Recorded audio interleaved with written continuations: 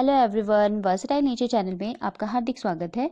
तो आज हम कॉलेज प्लांट के बारे में बात करेंगे कि जो कॉलेज प्लांट है उसकी समर केयर, उसकी वाटरिंग, लोकेशन और कैसे ये प्लांट जो है आप मेंटेन रख सकते हैं अपने गार्डन में, और मई और जून की गर्मी से इसे कैसे बचा सकते हैं। तो सबसे पहले तो इसकी पत्तियों की वजह से प्लांट जो है ये बहुत ही अच्छा और सुंदर होता है, और इसका जो फॉलिएज है वो बहुत ही ब्यूटीफुल वैरायटीज़ में आते हैं, और बहुत ही अलग अलग डिफरेंट टाइप के इसमें पत्ते आपको मिल जाएंगे। और पत्तों की वैरायटी की वजह से ही ये बहुत ही फेमस होता है। इनमें डिफरेंट डिफरेंट कलर्स आते हैं, कुछ मैरून शेड में, कुछ पिंक शेड में, कुछ ग्रीन शेड में आएंगे। तो डिफरेंट डिफरेंट टाइप के हैं। मेरे पास भी कुछ कॉलेज के जो प्लांट्स हैं वो अवेलेबल है, और ये जो प्लांट्स है ये सारे डिफरेंट डिफरेंट कलर्स के मैंने लगा रखे हैं। और इनकी जो पत्तियों की वैरायटी होती है वो बहुत ही अच्छी लगती है, और इन्हें आप छोटे से छोटे गमले में भी अगर लगाएंगे तो ये बहुत ही अच्छे से ग्रो होते हैं, छोटे गमलों में भी। तो पॉट की जो साइज़ है वो आप अपने अकॉर्डिंग सेलेक्ट कर सकते हैं। 7 इंच से लेकर 7-8 इंच से लेकर, और आप इसे 10-12 इंच तक के गमले में लगा सकते हैं, और ये सभी गमलों में अपने अकॉर्डिंग एडजस्ट होकर बहुत ही अच्छी लीव्स डेवलप करता है। और ये आप देख सकते हैं एक डिफरेंट वैरायटी का है ये प्लांट भी, और ये भी बहुत ही बुशी और बहुत ही प्यारा प्लांट है। और इसकी जो पत्तियां हैं वो बहुत ही डिफरेंट टाइप की है, और बहुत ही अलग अलग शेड्स में ये कॉलेज का जो प्लांट होता है ये आपको मिल जाएगा। बहुत डिफरेंट डिफरेंट और खूबसूरत वैरायटी है इनकी। तो अलग अलग जगहों पर अलग अलग टाइप के कॉलेज प्लांट्स देखने को मिलते हैं। आजकल तो कुछ बहुत ही लाइट ग्रीन टाइप के भी बहुत प्लांट्स आ रहे हैं कॉलेज में, वो भी बहुत प्यारी वैरायटी है। तो अगर आपको भी ऐसी वैरायटीज़ मिले तो आप भी अपने गार्डन में इसे ऐड कर सकते हैं। बहुत ही ब्यूटीफुल प्लांट है। और ये आप देख सकते हैं ये भी बहुत ही डिफरेंट कलर वैरायटी है। इसमें ग्रीन पत्तियां हैं, और उन पर देखिए इस तरह का शेड है। ये शेड ऐसा लगता है जैसे कि ग्रीन पत्तियों पर किसी ने मरून टाइप में कलर जो है वो स्प्रे कर दिया हो। और इसकी जो फॉलेज है बहुत ही ब्यूटीफुल लगते हैं, और बहुत डिफरेंट डिफरेंट वैरायटी में आपको ये मिल जाएंगे। तो इसकी वैरायटी की तो बात हो गई। तो चलिए अब हम इस प्लांट की समर केयर के बारे में बात कर लेते हैं। इस प्लांट को समर में बहुत ज़्यादा डायरेक्ट सनलाइट में नहीं रखना है। इस प्लांट को समर में बहुत ज़्यादा सनी लोकेशन पर ना रखें। इसे किस तरह की लोकेशन पसंद है, तो समर्स में इसे बिल्कुल ऐसी जगह रखिए, या तो नेट के नीचे आप रख सकते हैं इसे, जहाँ पर कम से कम मॉर्निंग की 2 घंटे की धूप इसे मिल जाए। ऐसी जगह रखिए, या फिर सारे प्लांट्स के बीच में रखिए, ताकि इसका जो मॉइस्चर है वो मेंटेन रहे। क्योंकि इस प्लांट को गर्मी में मॉइस्चर मेंटेन रखना बहुत इसके लिए सही रहता है। और अगर इसमें मॉइस्चर मेंटेन नहीं रहेगा तो ये धूप से सूख सकता है, या अगर आप इसमें प्रॉपर वाटरिंग नहीं करते हैं तब भी इसकी जो लीव्स है वो ख़राब हो सकती है, और बिल्कुल झुक के और मुरझा जाएगी, फिर धीरे धीरे सूखने लगेगी। तो इसलिए आप इसमें डेली वाटरिंग कीजिए। सबसे पहले तो इसमें मई जून में डेली वाटरिंग करनी है, ताकि इसका जो टॉप सॉइल है वो बहुत ज़्यादा सूखे नहीं। और सर्दियों में तो हम टॉप सोइल सूखने पर पानी देते थे, लेकिन अब गर्मियों में हम इसे डेली वाटरिंग करेंगे, डेली पानी देंगे। और क्योंकि इसकी जो ब्रांचेस होती है, स्टेम्स जो होती है, उनमें वाटर होल्ड करता है ये इसके स्टेम्स। और बिल्कुल आप देख सकते हैं बहुत ही सॉफ्ट होता है ये प्लांट। तो इसलिए इसका ध्यान रखना बहुत ज़रूरी है। और अगर आप इसे वाटरिंग प्रॉपर नहीं करेंगे तो इसके सूखने के चांसेस बहुत ज़्यादा बढ़ जाएंगे, और अगर डायरेक्ट सनलाइट में रख दिया तब भी ये प्लांट मर सकता है। तो गर्मियों में इस चीज़ का ध्यान रखें। इस प्लांट को, कॉलियस को, मॉर्निंग की 2 घंटे की धूप काफ़ी है, उससे ज़्यादा इसे धूप नहीं चाहिए समर्स में।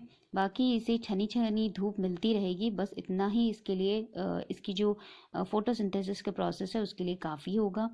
2 घंटे की धूप इसके लिए इसकी जो ये कलर्स होते हैं लीव्स में, इनको ब्राइट बनाने के लिए बहुत अच्छी रहती है। बहुत ज़्यादा धूप से इनका जो पूरा वाटर होता है वो एब्जॉर्ब हो जाता है, इवापोरेट हो जाता है, और फिर ये प्लांट धीरे धीरे मरने लगता है अगर आप प्रॉपर वाटरिंग नहीं करते हैं। तो इस चीज़ का इसमें ध्यान रखना है समर्स में कि इस प्लांट को डेली वाटरिंग करनी है, और मॉर्निंग की 2 घंटे की धूप आए ऐसी नेट वाली जगह और छायादार जगह पर रखें, जहाँ पे या तो कोई ऊपर से प्लांट की इसके ऊपर छाया पड़ती हो।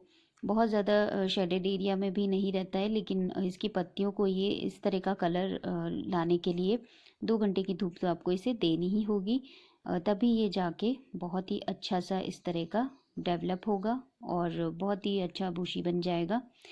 और इस प्लांट को अभी आप कटिंग से भी प्रोपगेट कर सकते हैं। आप चाहे तो इसकी कटिंग भी अभी लगा सकते हैं, क्योंकि फेब और मार्च में इसकी कटिंग बहुत अच्छे से लग जाती है। और इसकी कटिंग के लिए कोई आपको रूटिंग हार्मोन लेने की भी ज़रूरत नहीं है कि आपको रूटिंग हार्मोन लगाना पड़े, ऐसा कुछ भी नहीं है। आप इसकी एक कोई भी ब्रांच 3 से 4 इंच की या उससे छोटी भी ब्रांच है तो वो भी लग जाती है। उसे आप ब्रांच को लेकर और रिवर साइड में आप डायरेक्ट लगा दीजिए। बहुत ही कम टाइम में बहुत अच्छे से ग्रो हो जाएगा, पूरा प्लांट बन जाएगा।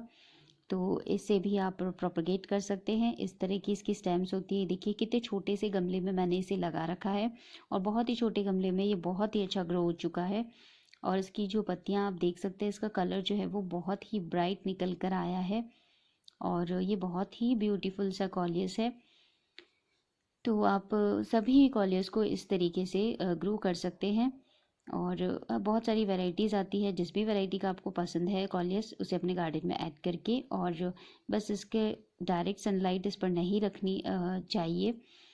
समर्स में इस चीज़ का ध्यान रखना है। और वाटरिंग जो है वो आप डेली कीजिए। जहाँ तक फर्टिलाइज़र की बात है, मई और जून में किसी भी तरह का कोई फर्टिलाइज़र नहीं दिया जाएगा इसमें। अगर आपको अभी फर्टिलाइज़ करना है तो आप इसे फर्टिलाइज़ कर सकते हैं। बाकी आप इसकी सॉइल मिक्स बहुत अच्छी बनाइए, जिसमें 40% आप फर्टिलाइज़ कर दीजिए इसे, और बाकी रिवर सैंड इसमें डालिए, तो बहुत ही अच्छा सॉइल मिक्स प्रिपेयर होता है। और नीम खली भी आप यूज़ कर सकते हैं, जैसा कि मैं हर प्लांट में यूज़ करती हूँ, उससे उसको माइक्रो न्यूट्रिएंट्स मिलते हैं। और फिर भी अगर आप अभी फर्टिलाइज़ करना चाहते हैं तो लिक्विड फर्टिलाइज़र काऊ डंग का या वर्मी कंपोस्ट का आप इसमें दे सकते हैं, क्योंकि लिक्विड जो फर्टिलाइज़र होता है वो ये प्लांट्स जल्दी एब्जॉर्ब करते हैं। और इसके अलावा आप किचन वेस्ट का जो लिक्विड फर्टिलाइज़र होता है वो भी आप इसमें डाल सकते हैं, वो इनके लिए बहुत ही अच्छा होता है। तो कॉलियस प्लांट जो है उसकी इसी तरीके से आपको केयर करनी है, या आप इसे नेट के नीचे रख दीजिए। अगर आपने अभी इसे बहुत सनी लोकेशन पर रख रखा है तो तुरंत उस प्लांट को, कॉलियस प्लांट को उस जगह से हटा दीजिए, और नेट के नीचे या ऐसी जगह रख दीजिए जहाँ मॉर्निंग में से सिर्फ 2 घंटे की धूप मिले, और डेली वाटरिंग करते रहिए। और इसकी जो कटिंग्स है अभी आप लगाते रहिए, क्योंकि मार्च में इसकी कटिंग बहुत अच्छे से प्रोपगेट हो जाएगी।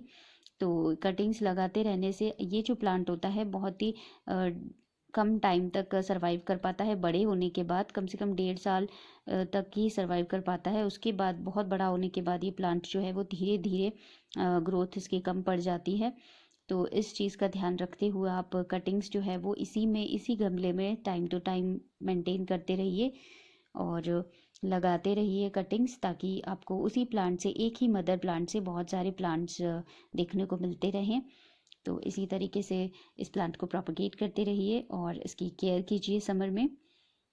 और अगर माइट्स वगैरह का कुछ अटैक हो तो आप उस पर नीम ऑयल छिड़क सकते हैं। कॉलियस प्लांट को बुशी बनाने के लिए सिर्फ 2 तरीके होते हैं। या तो उस प्लांट, जो कॉलियस प्लांट है उसकी आप इस तरीके से पिंचिंग करते रहिए तो ये बुशी होता रहेगा। ऊपर की जो टिप है वो आपको हटाते रहनी है, ताकि वो और भी अच्छा और बुशी बनता रहे। और इसी तरीके से इसको बुशी बनाया जा सकता है। या फिर आप 2-3 प्लांट एक साथ लगा सकते हैं एक ही गमले में। अगर इस तरीके का छोटा प्लांट है तो आप 2-3 प्लांट एक साथ लगा दीजिए, तो बहुत ही अच्छे से ग्रो हो जाएंगे। कॉलियस को इसी तरीके से बहुत बुशी बनाया जा सकता है। तो आज की जो वीडियो है, अगर आपको कॉलियस पर पसंद आई हो तो लाइक शेयर ज़रूर कीजिएगा। चैनल पर नए हैं तो सब्सक्राइब भी कर लीजिएगा। Thank you so much. Bye bye.